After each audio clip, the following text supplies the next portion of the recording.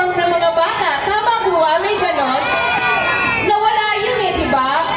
Dapat katuwang din natin ang mga nanay sa bahay na tumulong sa atin para sa mga uniform ng mga anak natin. Kaya gusto natin maibalik yan pag tayo pinalad. Na mabigyan ng livelihood ang mga magulang na walang trabaho sa bahay. Kasi kulang ang kita minsan ni tatay, di ba? Kaya kailangan talaga tulong-tulong tayo. Katulad namin ng asawa ko, si Kuya Curly. Magkatuwang kami sa negosyo, di ba? Kasi iisa lang naman ang goal namin. Mabigyan ng magandang kinabukasan ng mga anak namin, di ba? So, nakalimutan ko pala sabihin, ako pala yung may-ari ng St. Gerard na mas kilala. Tama ba? No?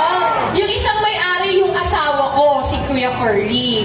At dinala ko na mismo yung may pangalan na Gerard. Pangalan siya ng panganay kong anak. Andyan siya, oh. Ayan si Gerard. Patunay na may Gerard talaga, no? Yan si Gerard. So anyway, siya isa sa mga programa ko nung kahit wala pa ako sa posisyon, yung sa mga bata na meron na ADHD, no? Nagkaroon sila ng free assessment na ginawa ko sa San Lorenzo sa District 2. Kasi alam ko dumadami na din ang cases ng mga bata na may ADHD.